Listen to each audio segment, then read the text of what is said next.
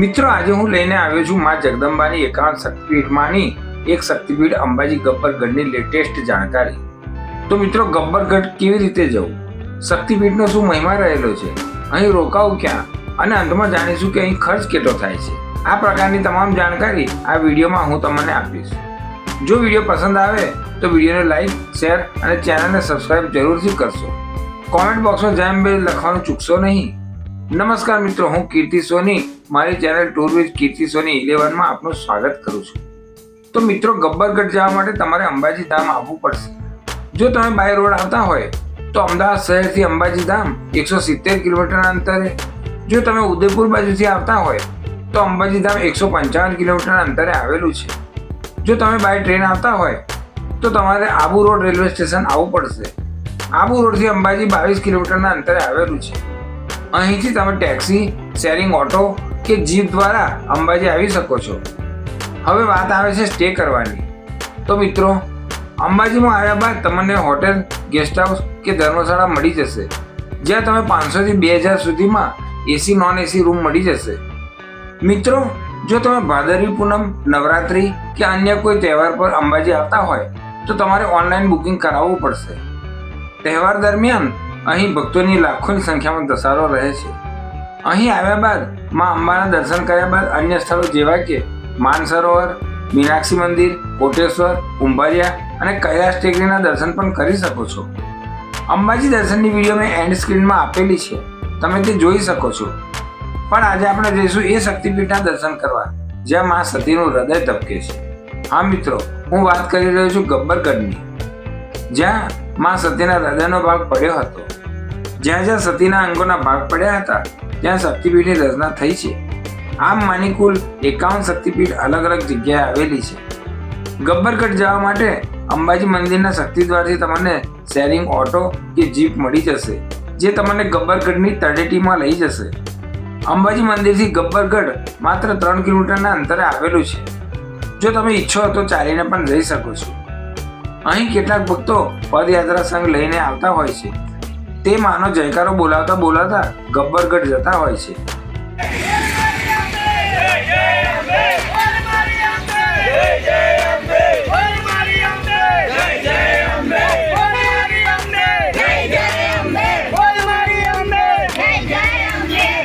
ઉત્તર ગુજરાતની અરવલ્લીની ગિરિમાળામાં સ્થિત ગબ્બરગઢ માની શક્તિપીઠ છે.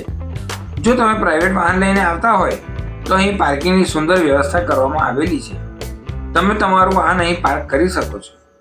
તો મિત્રો, ગબ્બરગઢની તળેટીમાં આવ્યા બાદ ગઢ ઉપર જવા માટે તમારી પાસે 2 વિકલ્પ રહેલા છે. તમે પગથિયા ચડીને ગઢ ઉપર જઈ શકો છો, કાં પછી તમે રોપવેમાં ફક્ત 2 જ મિનિટમાં ગબ્બરગઢ જઈ શકો છો. રોપવેની ટિકિટની જો વાત કરીએ તો આવવા જવાના થઈ 125 રૂપિયાની ટિકિટ લેવી પડે છે. નાના બાળકોની 70 રૂપિયાની ટિકિટ લેવી પડે છે. જે ભક્તો માનતા પૂરી કરવા આવે છે તે ભક્તો પગથિયે માનો સાથીઓ કંકુથી બનાવતા બનાવતા પગથિયા ચડતા હોય છે.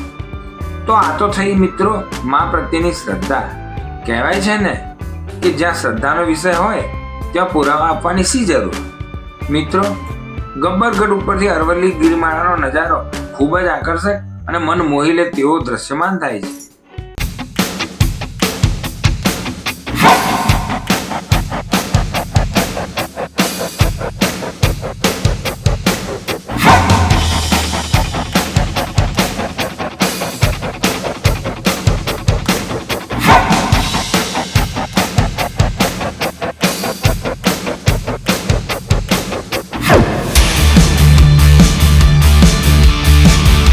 જેવા તમે ગબ્બરગઢ ઉપર જશો તો તમને પારસ પીપળીના દર્શન થશે, જ્યાં માની પગની એડીના નિશાનના દર્શન થાય છે.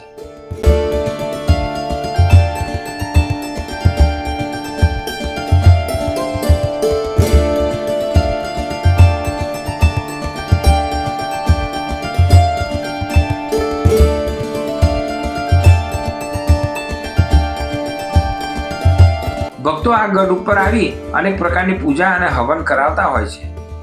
અહીં માના મંદિરમાં કોઈ મૂર્તિ કે છબી નથી. અહીં માં અખંડ દીપ જ્યોતના સ્વરૂપે બિરાજમાન થઈ ભક્તોને આશીર્વાદ આપતા હોય છે. અહીંની અખંડ જ્યોત કેટલાય વર્ષોથી પ્રજ્વલિત છે. ભક્તો આ જ્યોતના દર્શન કરી ધન્યતાની અનુભૂતિ કરતા હોય છે. મિત્રો,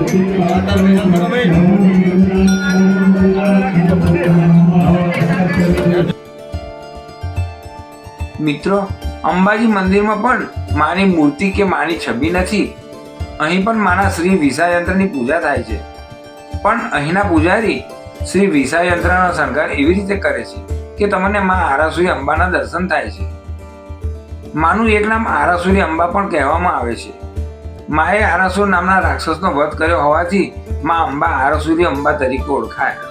અહીં આવતા પદયાત્રીઓ માનો જયકારો બોલાવતા બોલાવતા મંદિરના શિખર ઉપર માની ધજા ફરકાવતા હોય છે અને માના ગરબા રમતા હોય છે. આ લાવો જોવા જેવો હોય છે.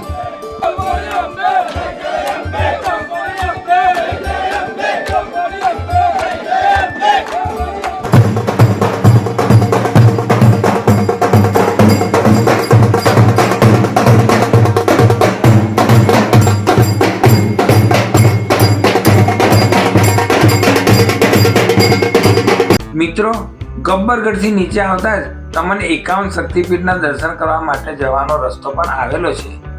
એક જીવનમાં 51 શક્તિપીઠના દર્શન કરવા આજનો માનવી સક્ષમ નથી, પણ અહીં તમે 51 શક્તિપીઠ મંદિરના પ્રતિકાત્મક દર્શન અવશ્ય કરી શકો છો.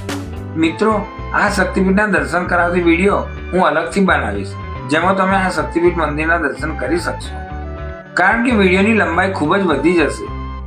મિત્રો, ગબ્બરગઢથી નીચે આવો તો તમે થાકી ગયા હશો, તો એ સ્થિતિમાં તળેટીમાં ઠંડી ઠંડી અને રગડા જેવી છાશ પીશો તો તમારું શરીર તાજગી અનુભવશે. આ છાશ પીવાનો પણ એક લાભો છે. હવે વાત આવે છે ભોજન વ્યવસ્થાની. તો જેવા તમે અંબાજી પરત આવો છો તો અંબાજી મંદિર સંસ્થાન તરફથી શ્રી અંબિકા અન્ન ક્ષેત્ર અંબાજી બસ સ્ટેશન પાસે જ આવેલું છે. ત્યાં તમે ભોજન પ્રસાદી લઈ શકો છો, અને તે પણ ફ્રી ઓફ કોસ્ટ. અહીંનું ભોજન શુદ્ધ અને સાત્વિક પીરસવામાં આવે છે. ભોજન સમયની જો વાત કરીએ તો તેનો સમય સવારે 10:30 થી 3 વાગ્યા સુધીનો અને સાંજે 6 વાગ્યાથી 9 વાગ્યા સુધીનો છે. હવે ખર્ચની જો વાત કરીએ તો જો તમે 2 વ્યક્તિ હોય અને 1 દિવસનો સ્ટે કરતા હોય તો ઇન્ટરનલ ટ્રાન્સપોર્ટેશનનો ખર્ચ મળી લગભગ 1500 થી 2000 રૂપિયાનો ખર્ચ થાય છે. આ ખર્ચમાં તમારી ટ્રેન કે બસની ટિકિટનો ખર્ચ ઇન્ક્લુડ કરવામાં આવેલો નથી. તો મિત્રો, આ હતી જાણકારી ગબ્બરગઢ શક્તિપીઠની. જો જાણકારી પસંદ આવી હોય તો વિડીયોને લાઈક, શેર અને ચેનલને સબસ્ક્રાઇબ અવશ્ય કરી દેશો, જેથી આ પ્રકારની જાણકારી આપતી વિડીયો આપ સુધી પહોંચે. નવી વિડીયોમાં નવા ડેસ્ટિનેશન અને નવી જાણકારી સાથે આપણે ફરી મળીશું. અત્યારે મને રજા આપશો. તમે તમારો અને તમારા પરિવારનો ખ્યાલ રાખજો. માં જગદંબાની કૃપા સદૈવ તમારા પરિવાર પર બનેલી રહે. વિડીયો જોવા બદલ આપનો ખૂબ ખૂબ આભાર. નમસ્કાર. જય માં જગદંબે.